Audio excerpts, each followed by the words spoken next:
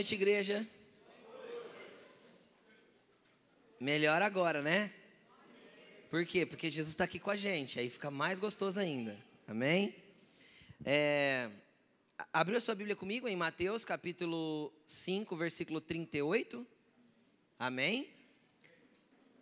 Diz assim: vocês ouviram o que foi dito, olho por olho, dente por dente.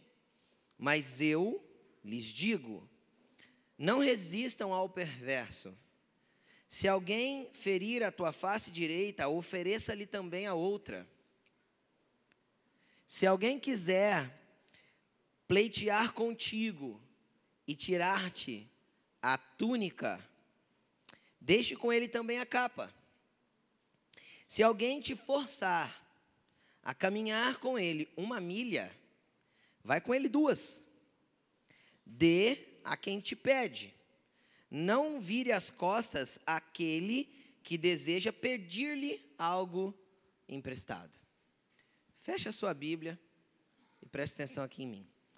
Pai Santo, nós te agradecemos pela tua palavra. Jesus, obrigado pelos seus ensinamentos tão incríveis, poderosos e profundos.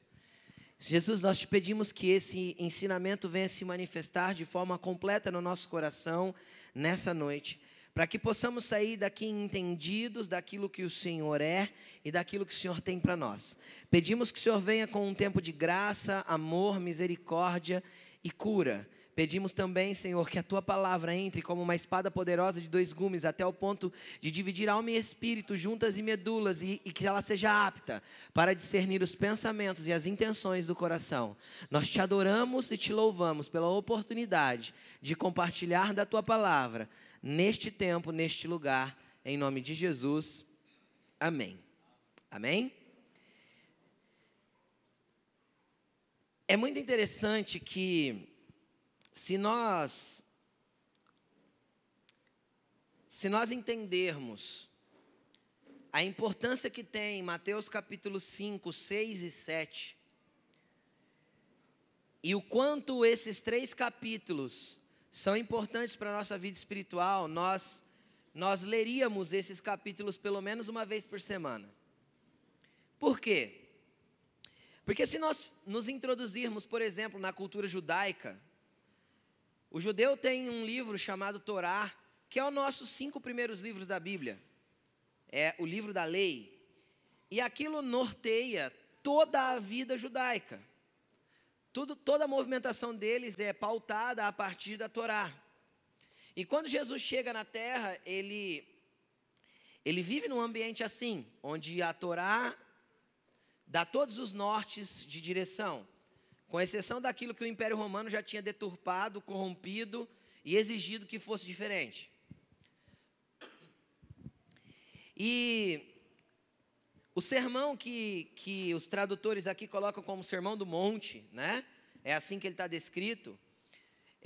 Alguns teólogos, historiadores falam que foi o primeiro sermão de Jesus, a primeira vez que Jesus reuniu uma multidão para ensinar. Outros dizem que não foi o primeiro, mas foi um dos primeiros. Isso é fato, porque foi no comecinho do ministério dele. Independente de ser o primeiro ou um dos primeiros, é interessante que Jesus, ele não ensinou uma única vez, ele não pregou uma única vez. É fato que quando estava todo mundo reunido lá para que ele multiplicou os pães e os peixes 2 vezes, ali tinha uma multidão de pessoas que parou para ouvi-lo. Só que os discípulos se preocuparam em relatar a multiplicação, mas não se preocuparam em relatar aquilo que Jesus tinha ensinado.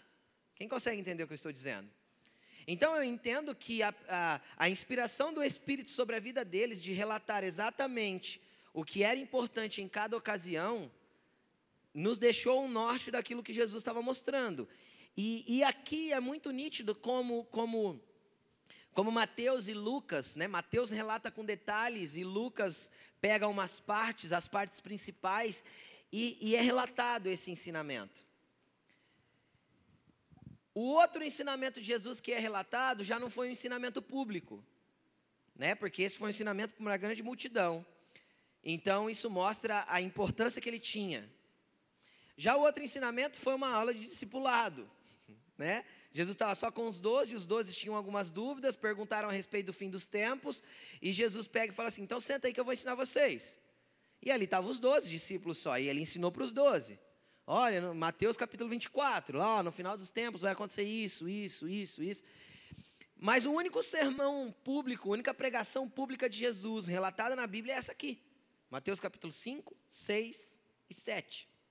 Está escrito ela.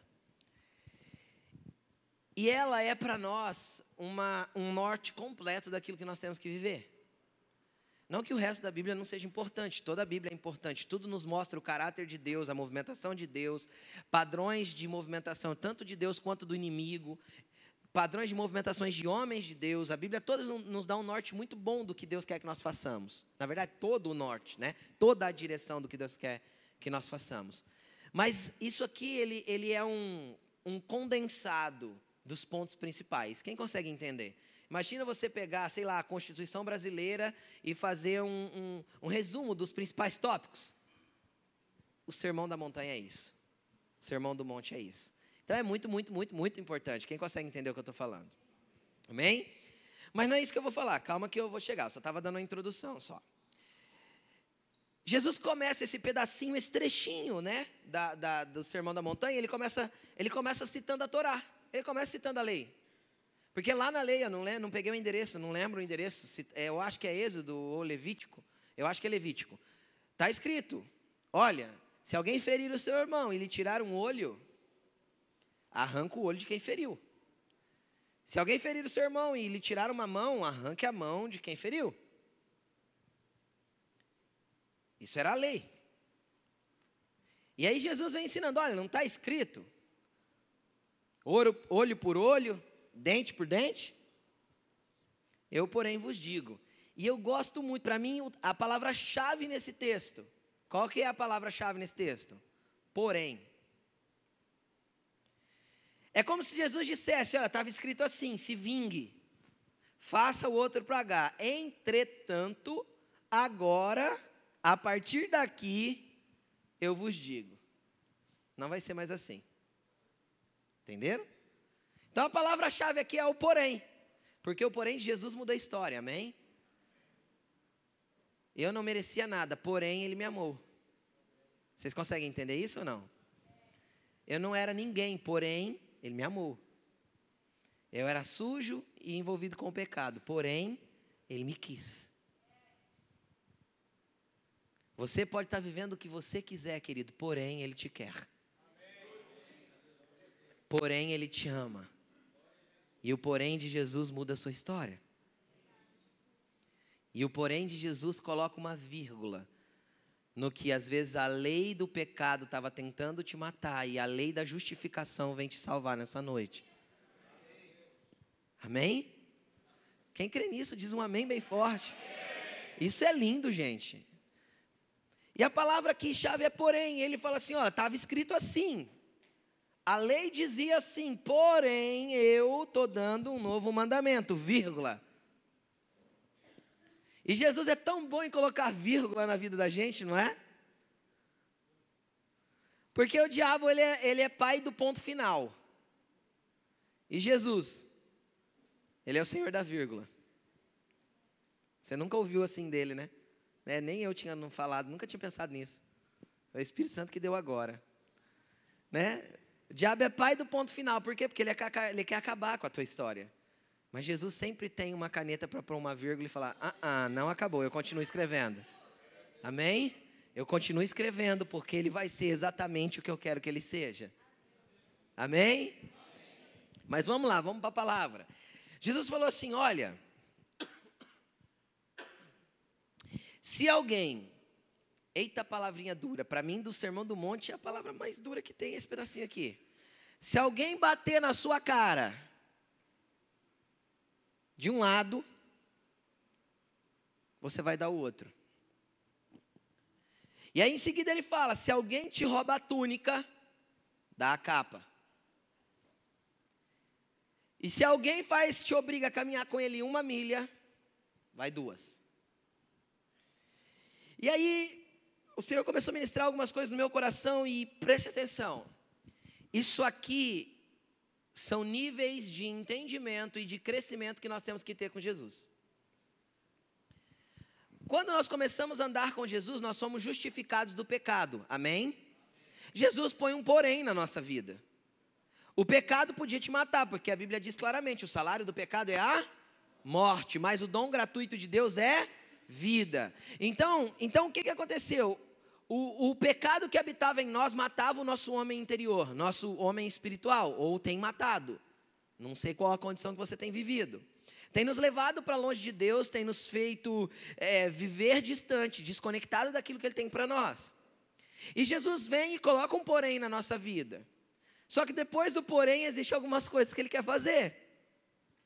E aí Ele quer começar a trabalhar no nosso interior, para arrancar algumas coisas de nós. Porque é o seguinte, normalmente quando, eu não gosto dessa palavra, mas quando a pessoa se torna evangélico, odeio essa nomenclatura, mas quando a pessoa se torna evangélico, as igrejas evangélicas, elas estão acostumadas a olhar para as pessoas e pela força do braço do homem, ou pela insistência, arrancar das pessoas as coisas externas. Não que arrancar o externo não seja importante, mas o externo vai ser liberado quando o interno for tratado. Jesus muda a ótica da lei. A lei falou assim, ó, arranca um dente, arranca do outro também. É por fora. Quem está entendendo o que eu estou falando? Jesus, ele não vem tratar a causa do dente perdido. Ele vem tratar a causa que fez aquele cara arrancar o dente do outro. Você entende como muda totalmente a ótica? Jesus não vem colocar um ponto em falar assim, você tem que parar de beber, parar de fumar, parar de transar com a sua namorada antes do casamento. Isso tudo é importante, claro, é pecado, porque a Bíblia descreve que é pecado. Que não é bom, que faz mal. Cada um tem um ponto de vista, mas é ruim. Me mata aos poucos. Todas essas coisas. Só que se eu ficar brigando com você e vir aqui ficar falando, para de pecar, irmão, e não tratar a razão do qual você peca, é inútil. Jesus sai do exterior e vai para o interior. E aqui é um tratamento do interior para que o olho não precisa ser trocado por outro olho mais. Quem consegue entender o que eu estou falando? Jesus, Ele quer trabalhar dentro de você para que você ame tanto Ele que o pecado se torne um ódio para você. Você consegue? Se torne nojento. É isso que Jesus quer fazer. E aí Ele está falando assim, então vamos lá, vou começar a ensinar vocês. Se alguém bate na tua cara, dê a outra. E do que Jesus está falando aqui? Porque um tapa na cara, querida, eu não sei se alguém aqui já teve o desprazer de levar um tapa na cara. Mas um tapa na cara é uma ofensa. Eu acho que não existe nada que ofenda mais do que um tapa na cara. É uma ofensa. Aquilo gera ódio, indignação, dor, angústia, mágoa profunda. Depende de quem vem. Quem consegue entender? Pode causar uma mágoa profunda, pode causar uma dor profunda, pode causar ódio, pode causar desejo de vingança. E por que causa? Porque está guardado dentro do coração, é onde Jesus começa a tratar. Jesus falou assim, todo pecado, todo erro não sai de fora, sai do interior e do coração do homem, Marcos capítulo 6. Então, o ódio já estava lá dentro. A mágoa, a dor, estava tudo lá, só desencadeou algo com uma manifestação física. E o que Jesus está ensinando aqui? Vocês precisam aprender a lidar com as ofensas. Vocês vão ser ofendidos. Quem aqui já foi ofendido alguma vez na vida? Tem gente que tem que levantar os dois pés. Tem coisa que nos ofende muito. E eu vou contar uma coisa para você. A ofensa, quanto mais perto a pessoa que nos ofendeu, mais dolorosa ela é. Quanto mais nós depositamos confiança e amor na pessoa que nos ofendeu, mais dolorosa a ofensa é. E o que Jesus estava ensinando? Jesus falou assim, cara, se você levar um tapa na cara, perdoe. Não revide. Libere-se da mágoa, libere-se do rancor, libere-se do ódio, libere-se do desejo de vingança. Não é isso que eu tenho para você. Eu quero você com um coração puro, com um coração limpo, com um coração pronto a amar. E como que nós vamos conseguir esse coração? Com o coração de Jesus em nós. Pedindo para Jesus nos encher do amor dele. Aí você fala assim, mas pastor, esse troço é muito difícil, né? Querido, deixa eu te explicar uma coisa. Jesus não pediu nada para nós que ele não tenha feito por nós. Eu acho que você não entendeu essa frase. Senão você tinha dado um pulo bem grande e dado glória a Deus. Jesus não fez nada, não pede nada para nós que ele não tenha feito por nós. Está tudo conquistado, eu só preciso acessar.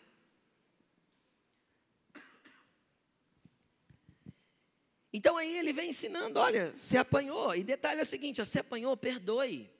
Você está sofrendo, perdoe. E não é só perdoe. Porque muitas vezes a gente se afasta e mantém uma distância. Ou quem aqui é crente crente, frequentador de igreja evangélica, mais de 5 anos? Levante a mão aí. Ó, bastante, a maioria. Presta atenção. Quem nunca usou desses que levantou a mão aqui? Eu vou perguntar quem já usou, né? Quem já usou aquela frase assim, ó? Eu amo ele, mas não anda dois juntos se não estiverem de acordo. Eu já usei. Quem já usou? Tem mais alguém que tem coragem de levantar a mão junto comigo aí? A gente usa essa frase. Lá do Velho Testamento. É lógico que não anda dois juntos se estiver de acordo quando é um projeto, quando é uma visão, quando é algo para se construir, mas as pessoas usam essa frase no contexto de se afastar da pessoa, porque a pessoa magoou ela, e aí ela quer manter distância, para quê? Para não ser magoada de novo. Agora deixa eu te ensinar o ensinamento de Jesus. Se você apanhou do lado direito, dá uma chacoalhadinha e vira o outro. Do que Jesus está falando? De velocidade. Perdão instantâneo, na hora, para já. Cara, tu tá me batendo, mas eu tô te amando. Entendeu? Você tá fazendo eu sofrer, mas eu vou derramar tanto amor em você, cara, que você vai parar de me fazer sofrer. De tanto amor que eu vou liberar sobre a sua vida. Se quiser continuar batendo, pode continuar batendo, porque eu vou continuar te amando. Amando e amando. Porque o amor cobre uma multidão de pecados. E não só o amor de Deus, mas o amor de Deus liberado para mim. Quem está entendendo o que eu estou dizendo, diz amém. Então não é só questão de perdoar, porque a gente fala assim, ó, o tempo cura. Quem já usou essa frase? O tempo não cura nada, querido, porque a Bíblia diz em Hebreus capítulo 12, versículo 15, não deixe nascer em vocês nenhuma raiz de amargura, é só uma raizinha de amargura, porque ela cresce, brota, contamina você e o outro. Então o tempo não cura, o tempo aprofunda a ferida. Você consegue entender isso ou não? É como se o tempo empurrasse a semente mais para baixo. E quanto maior as raízes, maior a árvore. Entendeu? Maior é aquilo que vai crescer de você. Se as raízes se aprofundar, da amargura, da dor, da mágoa, do desejo de vingança se aprofundar em você. Então tem gente te batendo, querido, ame, ore por ela. Jesus falou assim, ó, ore pelos seus inimigos, abençoe aqueles que perseguem vocês. O que você vai pedir? Paciência? Não, amor. Jesus, derrama amor sobre o meu coração. Me ensina a amar essa pessoa. Me ensina a amar essa pessoa. Me ensina a amar essa pessoa. Me ensina a amar essa pessoa. Porque às vezes, eu não sei se você já chamou essa pessoa de cão, de Satanás. Lá vem aquela daquela pessoa, ô cão. Não sai logo do serviço, não pede logo as contas. Estou orando para ele sair do serviço. Como assim, cara? Orando para ele sair do serviço. Jesus te colocou ele do teu lado para você encher ele de tanto amor e ganhar ele para Jesus. Você está querendo que ele saia do serviço? Pastor, mas ela é uma pedra no meu sapato.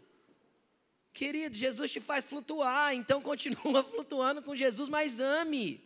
É o teu amor que tem que contagiar.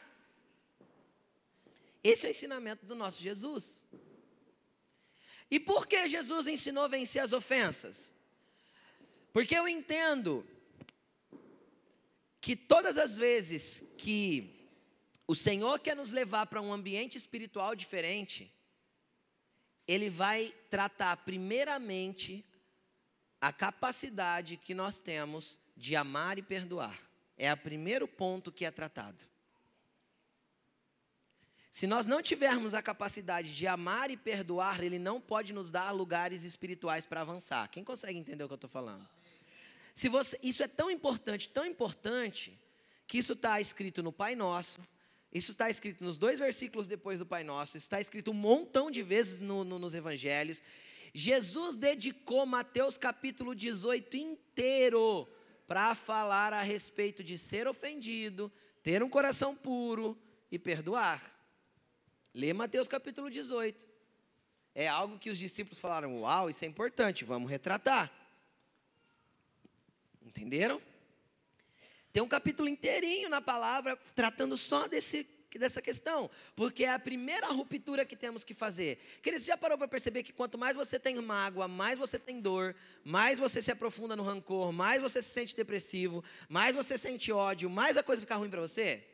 Mais você anda em círculos, parece que as coisas não dão certo, e você está orando e a coisa não anda. Por quê? Porque precisa de uma liberação do teu coração. Você precisa liberar o perdão para essa pessoa, você precisa voltar e derramar amor, você precisa voltar onde você caiu.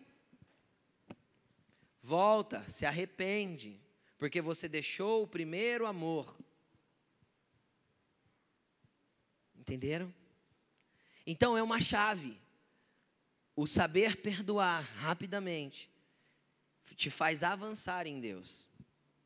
Deus me ensinou isso do jeito mais difícil. Eu poderia contar alguns testemunhos. Minha esposa sabe bem do que eu estou falando. Ela viveu esse processo comigo.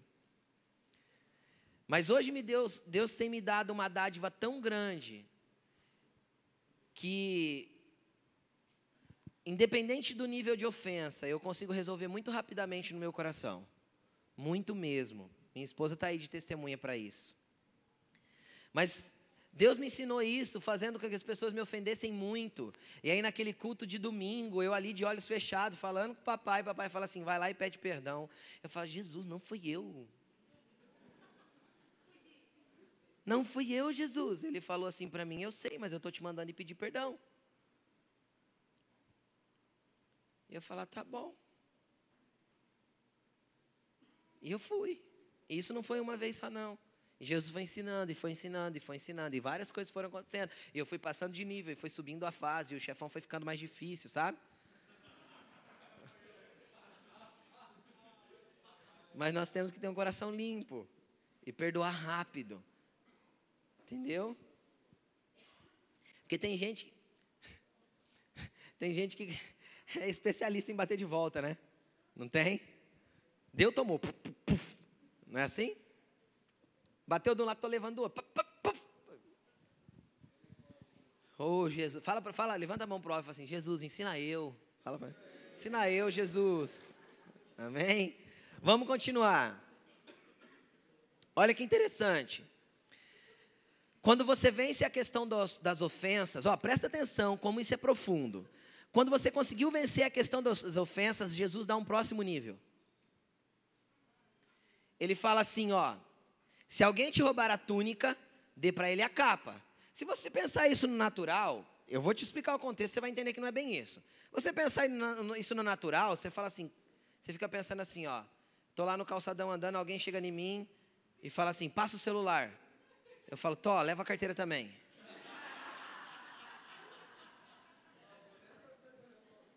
Quer o relógio?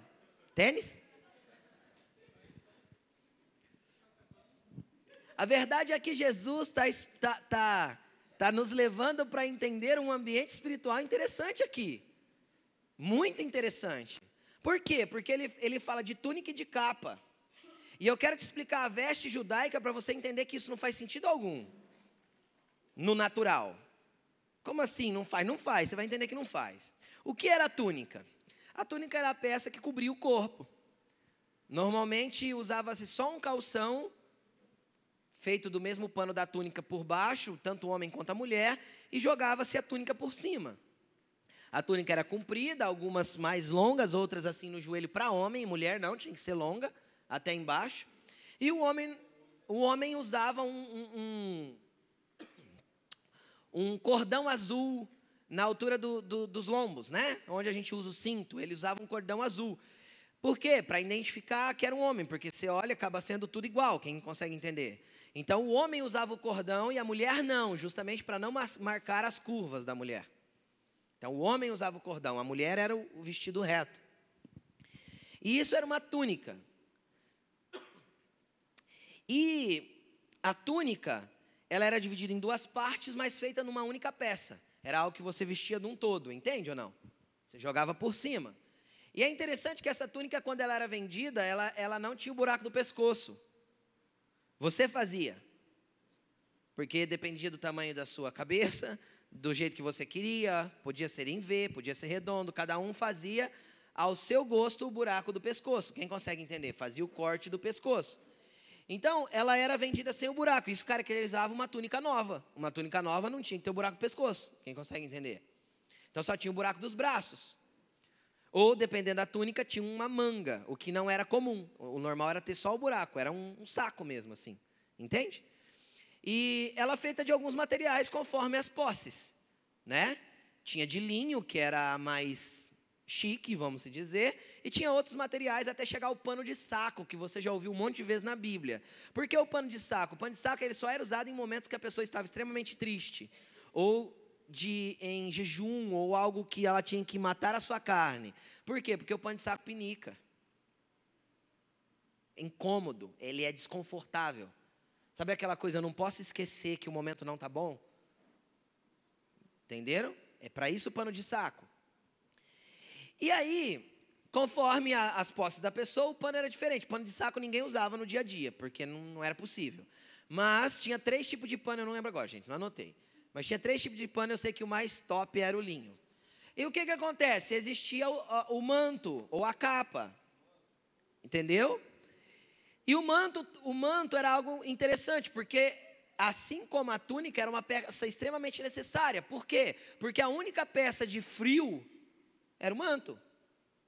A única coisa que te agasalhava do frio para andar nas ruas e etc. e tal, era o manto. E dentro de casa era o fogo. Quem consegue entender? Não tinha outro tipo de peça. Então, todo judeu, todo homem, toda mulher tinha uma túnica grossa.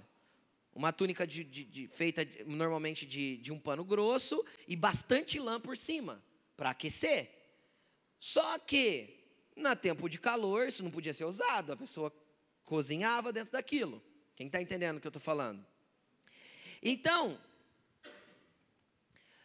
os homens mais ricos faziam uma túnica leve, um manto leve, uma capa leve, porque era sinal de status.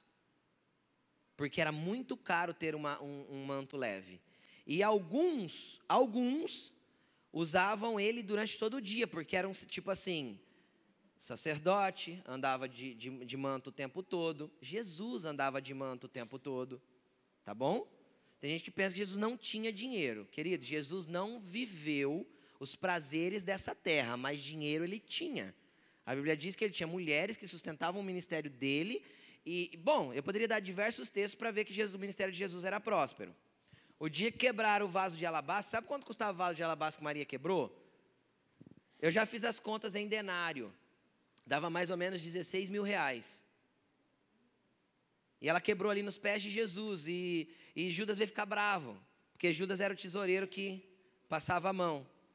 Ele passava a mão, a Bíblia está escrita na Bíblia. Não é que eu estou inventando, não, está escrito. E aí ele, podia ter vendido e dado para os pobres. Entendeu? Os pobres, né? Coitado, pobre Judas.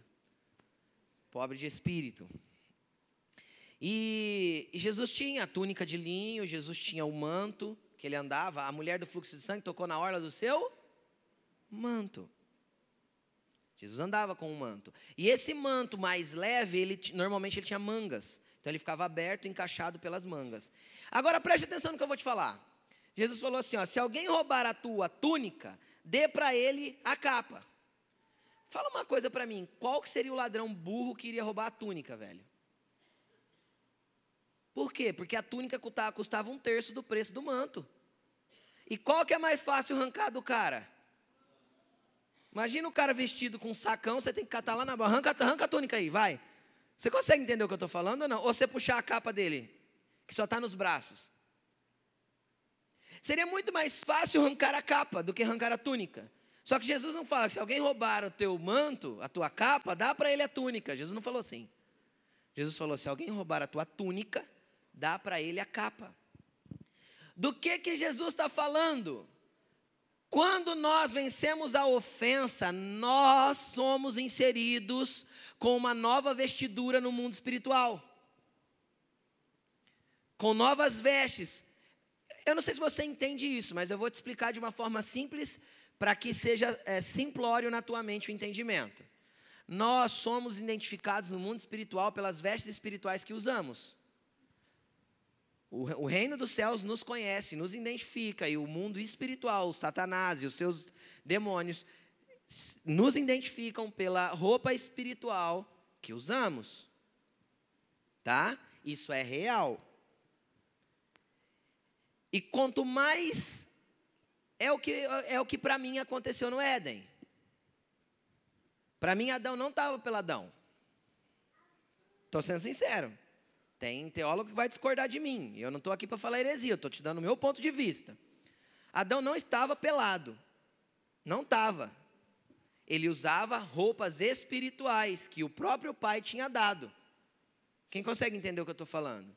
De repente ele peca. Quando ele peca, ele olha para ele mesmo, que a Bíblia diz assim, e vendo que estava nu, então eu acho que antes ele não estava. Entende? Porque ele estava vestindo algo espiritual. E como ele vivia num ambiente totalmente espiritual, sem o pecado, ele via suas roupas espirituais. A partir do momento que os olhos dele se fecharam para o mundo espiritual por causa do pecado, ele olhou para si próprio e falou, nossa, estou sem roupa. Entenderam? É o meu entendimento. Então, eu entendo que aqui Jesus estava falando assim, ó, quando você alcançar esse nível de levar umas bofetadas e já perdoar, de ser ferido, magoado, perdoar e continuar amando, eu vou te vestir espiritualmente, você vai ter uma túnica e um manto comigo. Só que vão tentar tirar a tua túnica para expor suas vergonhas. Quem consegue entender o que eu estou falando? Vão tentar roubar o que eu já te dei. O inimigo vai armar estratégias para arrancar o que eu já te dei. Não fica brigando. Porque se alguém tentar arrancar a tua túnica, dá a capa também. Derrama o que sobre ele? Dá o que você tem, querido. É o que Pedro fez na porta do templo, lá em Atos capítulo 3. Eu não tenho prata e não tenho ouro. O que eu tenho, eu te dou. Você consegue entender o que ele estava falando para aquele homem? Eu tenho. Ó, quer ver? Eu vou tirar minha capa, como se ele dissesse espiritualmente. Ó, eu tenho essa capa para te dar, toma. Levanta e anda. Você consegue entender? Então, querido, vão tentar roubar, mas não fique preocupado das pessoas tentarem te roubar. Derrama amor, dá mais. Estão tentando arrancar a túnica, dá um pouco mais. Entendeu? Derrama mais amor, você tem uma capa para cobrir ela, do frio espiritual que ela está vivendo. Para dar nobreza para aquela pessoa que não tem nobreza nenhuma. Porque quem anda com Jesus é nobre, amém? A pessoa não tem nobreza nenhuma, dá a sua nobreza para ela. E não se preocupa, não falta roupa no céu. Conforme você deu uma, Jesus já te vestiu com outra. Por isso que ele fala, não dá só a túnica não, derrama mais. Abençoa mais, ama mais, coloca mais sobre a vida da pessoa. Não tem problema, você não vai ficar sem. Eu tenho mais para te dar. Eu tenho mais para derramar. Não se preocupa que estão inventando história de você, tentando arrancar a tua túnica, é isso. Estão te caluniando, estão inventando história, continua amando. Dá nobreza para essa pessoa que é caluniadora, porque falta nobreza para ela. Cobre ela com a túnica. Cobre a vergonha dela e exponha a sua, porque eu estou te cobrindo. É esse o posicionamento que Jesus quer que a gente tenha. Amém? Vocês estão entendendo eu? Eu vou voltar a repetir. Nada que Jesus pede para você fazer, que ele não tenha feito, tá bom? Vamos continuar. Aí ele fala assim: se alguém obrigar você a caminhar com ele 1 milha, vai com ele 2. Ele já tentou, você já imaginou o que é andar obrigado? O que é isso? É as pessoas que vão tentar manipular os teus passos. É pessoas que vão tentar manipular os seus passos. Por que é o 3º nível? Porque normalmente nesse nível você já está introduzido numa comunidade de fé, numa igreja, vivendo entre irmãos. Tá, pastor, e o que isso muda?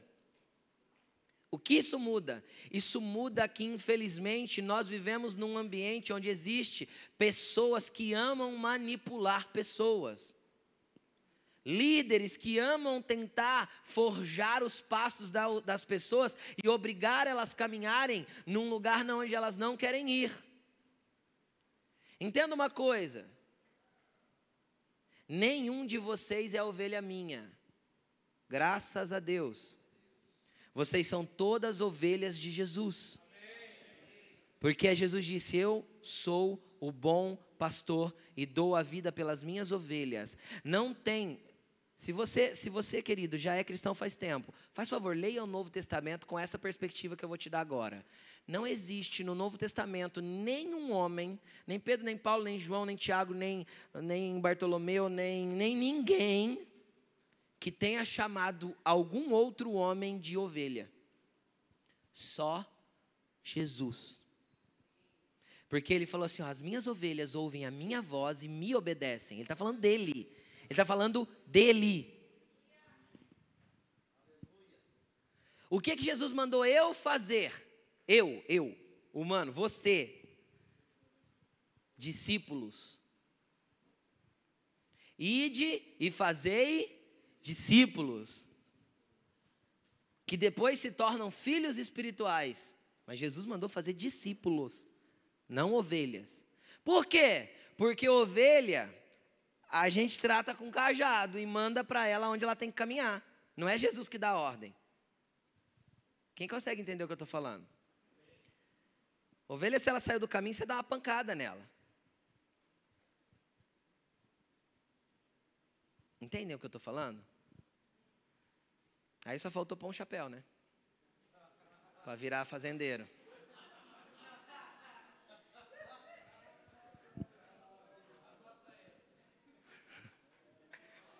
Vamos continuar. Não, porque aí trata como gado, né? Aí pode cantar aquela música: "Ê, vida de gado", né? Não, você não é gado, querido. Você é filho de Deus. Amém? Você é filho de Deus, ovelha do Senhor Jesus, marcados pelo sangue do Cordeiro. Amém? Então Jesus quer te conduzir, e quando as pessoas te forçam a caminhar por um caminho que não é teu, o que é que eu devo fazer?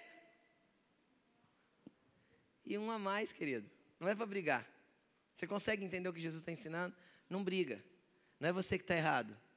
Vai 1 a mais por amor. Você consegue entender o que eu estou falando? Ame. Por quê? Porque o amor cura, o amor liberta, o amor transforma, o amor tudo crê, tudo espera, tudo suporta. O amor nunca falha. 1 Coríntios capítulo 13. Querido, então Jesus está querendo nos ensinar nesse tempo a nós entendermos o amor deles e amarmos Ele. Derramar esse amor sobre a vida das pessoas é mandamento.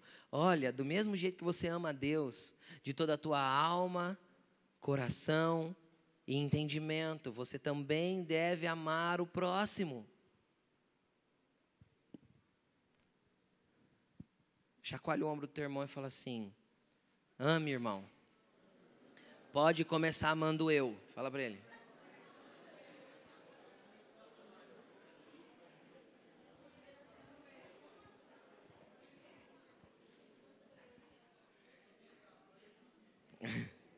Amém?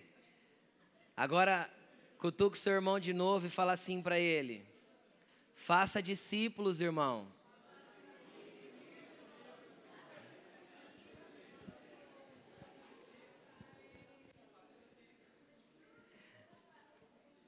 Eu vou colocar um ponto de interrogação na sua mente para você meditar essa semana inteira.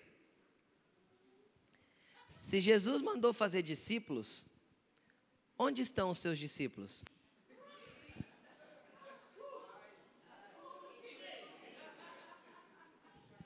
É só uma pergunta para você meditar, tá bom? É só uma pergunta para você meditar, tá? Amém?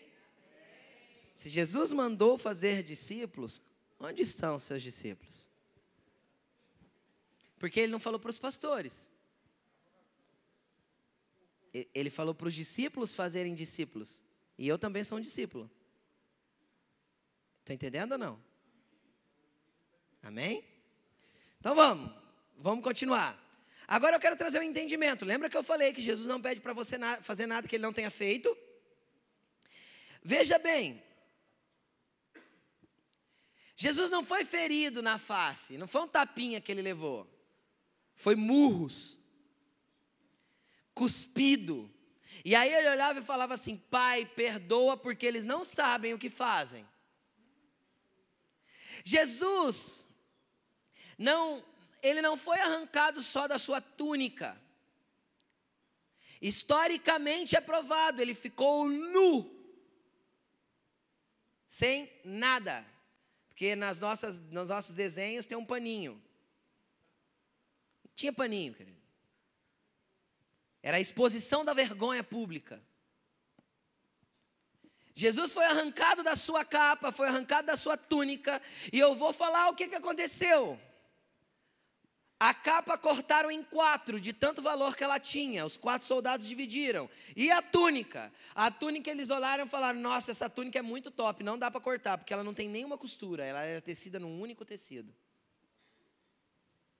No livro de João está escrito isso, lá no capítulo 19 a 20. Lançaram sortes das suas vestes. Ele não se importou em dar a sua roupa por te amar, para que você pudesse também dar as suas. Ele não importou em levar socos por você e ser cuspido na face, para que você também soubesse apanhar e não revidar. Porque ele derramava amor até da cruz. Pai, perdoa, porque eles não estão entendendo o que estão fazendo. Então, quando as pessoas estiverem te maltratando, querido, entenda uma coisa: perdoe, porque eles não sabem o que eles estão fazendo. Eles não entendem que você é um filho de Deus. E por ser filho de Deus, eles estão plantando algo horrível no mundo espiritual, por estar batendo em você. Isso fala de identidade, saber quem você é, porque só revida aquele que não sabe quem é. Quando eu não sei quem é, eu tenho que provar quem sou. Então eu vou bater de volta. E provar que eu sou mais forte. Provar que eu consigo. Criar um muro de proteção. Mas eu não preciso disso, porque a minha proteção, o meu amor, o meu Senhor, o meu Pai é Deus. E aí eu sei quem eu sou nele, eu não preciso disso. Então o que eu faço? Eu derramo amor. Pai, perdoa, porque ele não sabe o que está fazendo. Porque se ele soubesse, ele não mexia comigo. Mas só se ele soubesse, então ele não sabe. Se ele não sabe, eu amo. Quem não sabe quem é, traz Jesus. Chega Pedro e João. João chega primeiro, porque João conhecia o sumo sacerdote. Historiadores dizem que porque o pai de João, que vendia peixe, vendia para o lugar que ele morava. Então, João de vez em quando ia entregar peixe, ia fazer negociação, receber e etc. Até que começou a andar com Jesus. Então, João conhecia o sumo sacerdote, então liberaram ele entrar no lugar que era restrito. E aí ele tentou colocar Pedro para dentro. E aí uma serva lá olhou e falou assim: você também parece um deles. Você também, porque João ela já sabia. Entende ou não? João ela já sabia. Você também parece um deles. Ele nega Jesus. Por quê? Porque ele não sabia quem era. João não estava nem aí. Ele sabia o amor que tinha. Ele estava pronto para morrer por Jesus. Eu sou mesmo. Estão matando ele, mas eu sou discípulo dele. Entenderam? João foi até o pé da cruz, o único que foi até o pé da cruz. Ficou o tempo todo com Jesus, por quê? Porque sabia quem era, sabia que era amado, sabia que era desejado. Querido, entenda uma coisa. Se Jesus é a razão da sua vida, mas não é a razão da sua morte, você não sabe quem é Jesus.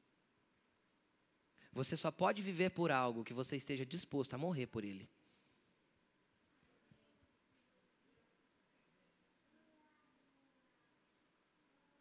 Ah, mas pastor, eu acho que não é assim. Vou dar um exemplo muito claro. Quantas pessoas você já viu que morreu por causa de um carro? Porque reagiu a um assalto? Quantas pessoas você já viu que morreu por causa de um tênis? Porque reagiu a um assalto? Por que a pessoa reagiu? Porque amava Mamon. O carro para ela era mais importante do que a vida dela, porque o Deus dela é o dinheiro.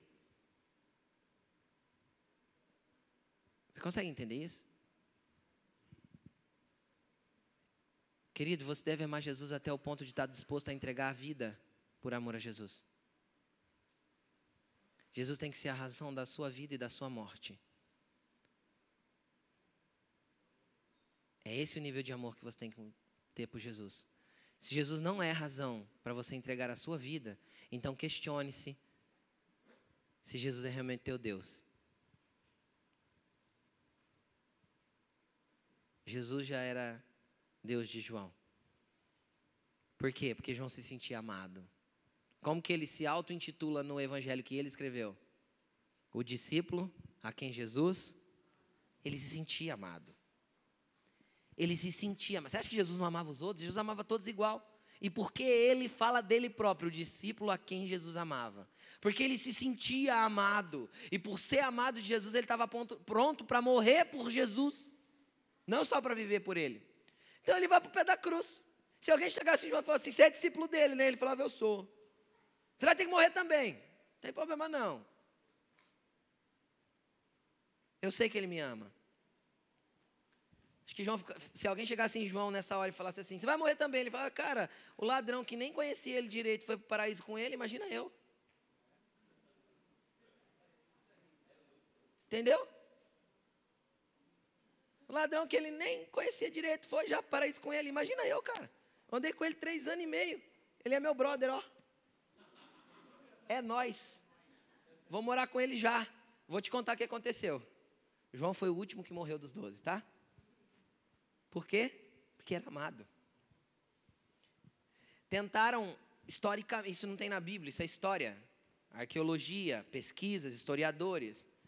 João foi o último que morreu e é provado, isso tem prova. Mas existem relatos históricos de que João foi torturado diversas vezes para morrer, mas não morria. Aí cataram ele, já que não morre, jogaram na ilha de Patmos. A ilha de Patmos era o quê? O ladrão que não tinha mais jeito, o cara que era o crápula da sociedade, larga lá. E larga lá mesmo, não tinha comida, não tinha nada, larga, põe lá, larga lá, era um exílio. Era para o cara morrer, eu fico imaginando, alguns anos depois, ou alguns meses depois, indo levar mais prisioneiro, os outros tudo morto já, ele com um livro debaixo do braço, uma barba branca comprida, porque não tinha gilete, cabelo branco comprido, porque ele já era bem velho nesse tempo, e um livro debaixo do braço. Que é isso aí, João? Isso aqui é a revelação de Jesus Cristo. Não é isso? Lê Apocalipse 1:1, livro da revelação de Jesus Cristo. É a revelação do meu Senhor. É a revelação de quem Ele é. Querido, podem tentar te exilar, Ele vai se revelar para você. Quando você o conhece, quando Ele é revelado no teu coração, quando o amor dEle é revelado no teu coração, você destila amor, querido. Aí Ele continua, se te forçarem a caminhar 1 milha, vai 2. Também existe divergência entre os historiadores. Mas o que nós conhecemos como via dolorosa, ou seja, o lugar que ele foi julgado até o lugar que ele foi executado, entre os historiadores diz que o caminho, porque não se sabe onde é o Gólgota, mas não se sabe direito onde era a casa que ele foi torturado e julgado. Então, entre os historiadores existem divergência, e esse caminho tem entre 600 metros, segundo algumas versões, e 1.400 metros, segundo outras versões. Você sabe quanto que é uma milha? 1.400 metros. Me obrigaram a andar uma milha. Só que eu não fui sozinho. Ele levou você nas costas. Ele levou o seu pecado nas costas. Então Jesus não pede nada para você que Ele não tenha feito antes por você. Por amor. Porque você nem estava lá e Ele já te amava. Ele carregou a cruz nessa milha e Ele foi pendurado nela para morrer. Obrigaram Ele a caminhar. Então Jesus não pede nada que Ele já não tenha feito por você. Tudo por amor. E depois de tudo isso Ele sobe na cruz e fala: Pai, perdoa. Eles não sabem o que fazem. Quero que você se coloque de pé. Hoje eu tenho certeza que uma inundação do amor de Jesus vai entrar no teu coração.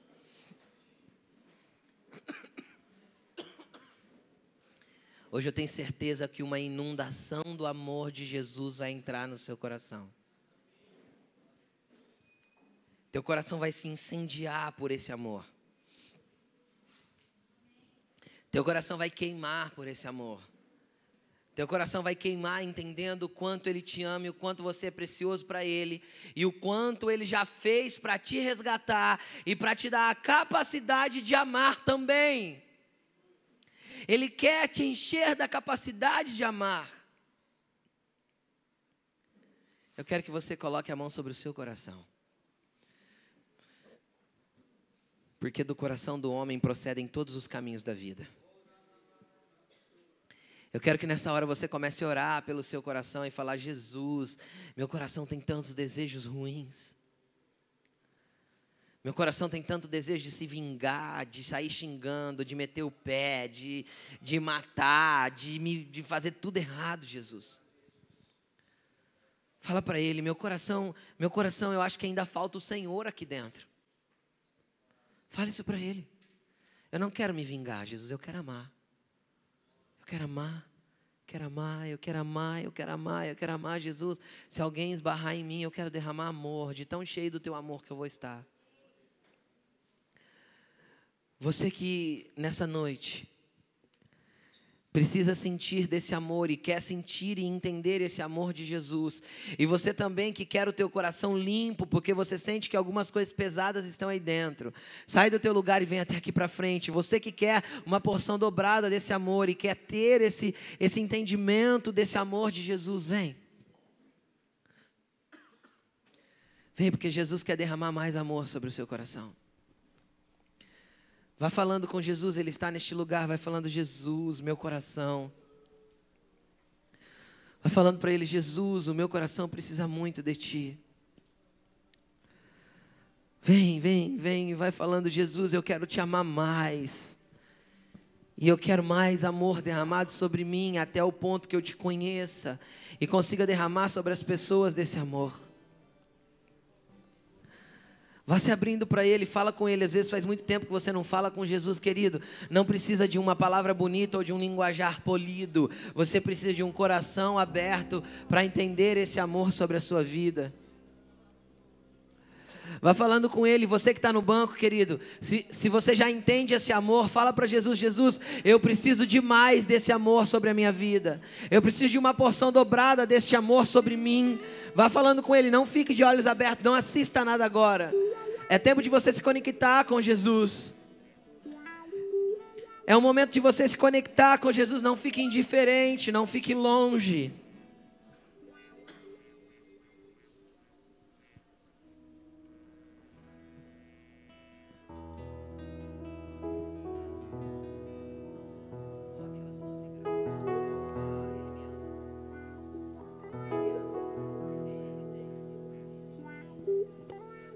Vai falando com Jesus. Vai falando com Jesus, vai falando com Jesus. Ele está neste lugar. Espírito Santo, eu te peço, venha derramar o amor de Jesus sobre nós. Que nós sejamos inundados por esse amor e venhamos a entender o quanto precisamos amar. Espírito Santo, venha, Senhor, perdoar os nossos pecados até o ponto de que sejamos limpos por Ti. Vem purificar o nosso coração, vem limpar o nosso interior. Vem, Espírito Santo, aqui mudar tudo que somos. Nos faz leves, Espírito Santo, pelo Teu amor. Troca o nosso jugo, Senhor, pelo Teu fardo que é leve, que é suave, Jesus. Vem com libertação nessa noite, tirando cativeiros de prisões de coração. Em nome do Senhor Jesus, eu declaro que todo cativeiro de mente, todo cativeiro de coração está sendo quebrado agora, para que haja uma cura dentro do teu interior. Em nome de Jesus eu dou uma ordem, que todo espírito de angústia, que todo espírito de vingança, bata em retirada deste lugar, e vidas serão livres aqui nessa noite. Corações curados, corações limpos, porque Ele nos ama, Ele nos ama, Ele nos ama, e nada vai mudar esse amor.